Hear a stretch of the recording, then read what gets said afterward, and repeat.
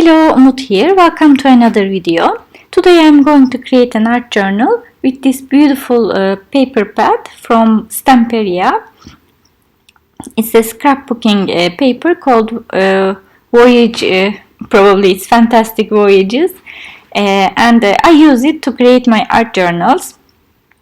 And first I want to show you the paper pad to see how gorgeous it is. It's one of those that you don't know what to take and you want to use it all. There is a travel theme here and it's beautifully designed.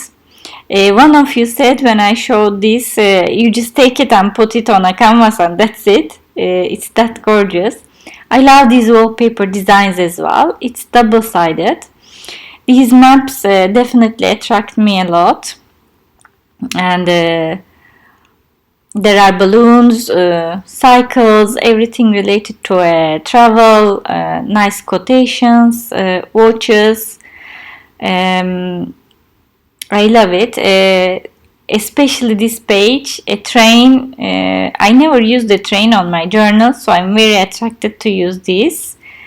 Another wallpaper design, and the sentiment is amazing. I love these little tags.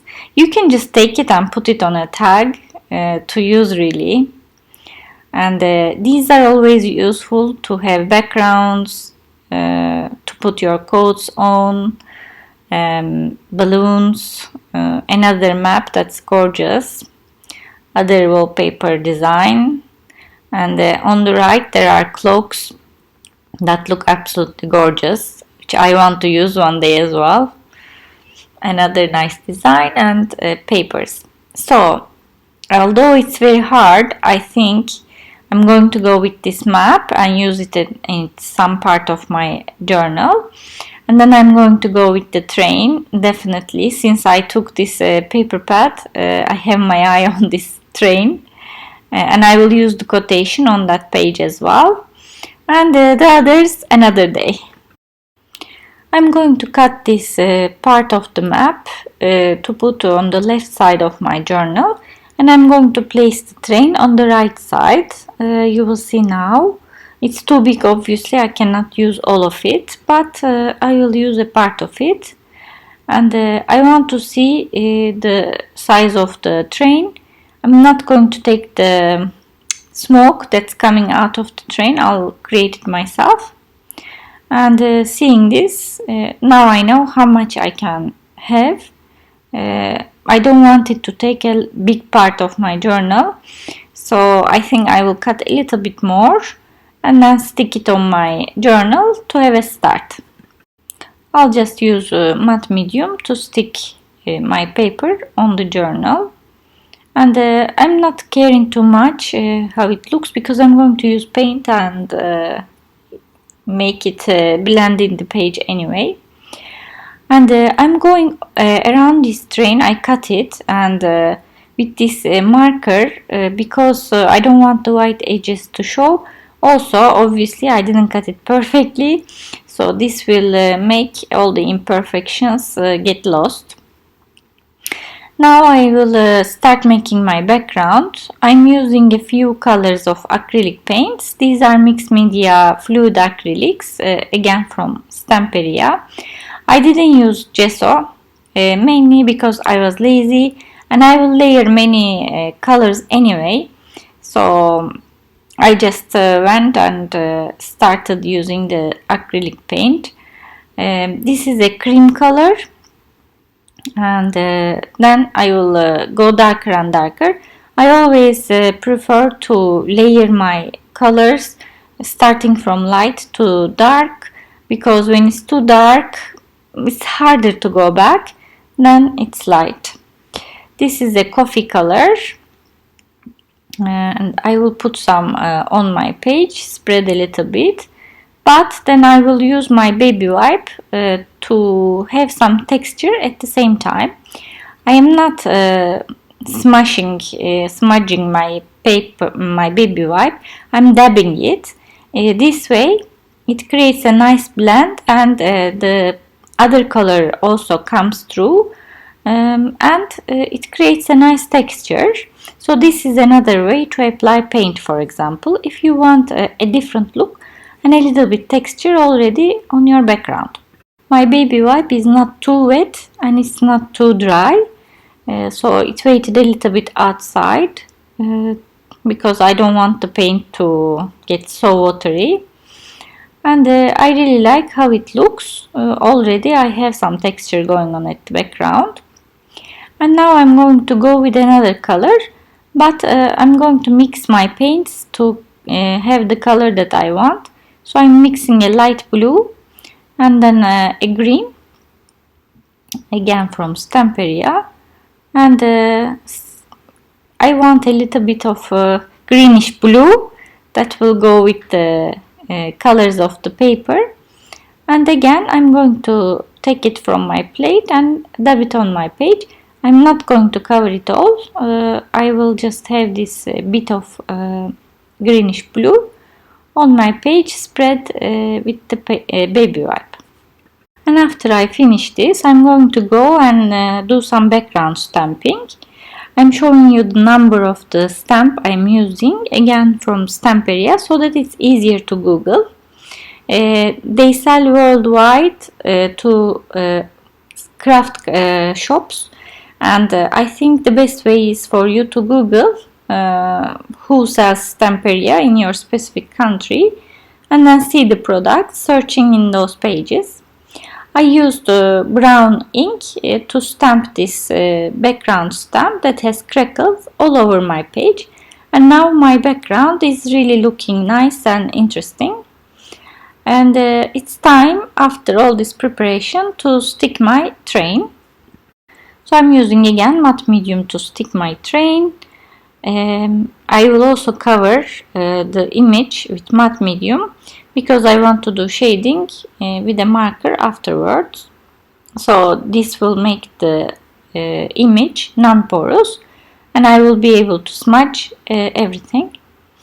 I took a little bit of light brown and dark brown to create my smoke now. I will show you in the plate. These plastic plates are really useful to mix colors, by the way. I'm taking the same baby wipe that I used and I'm just taking the light brown now, the coffee color, and just dabbing it to create my smoke. A little bit here as well. And then I will take the dark brown to create some shade over the smoke as well and make it a little bit more prominent. So I will dab a little bit also the dark brown. It's very easy to create clouds, smoke, things like this. This way you can also use a sponge and have very organic look of smokes, winds or clouds. As you see now off camera, I forgot to turn it on. I also did my shading with a brown marker all around my train so that it looks like it's blended into the page.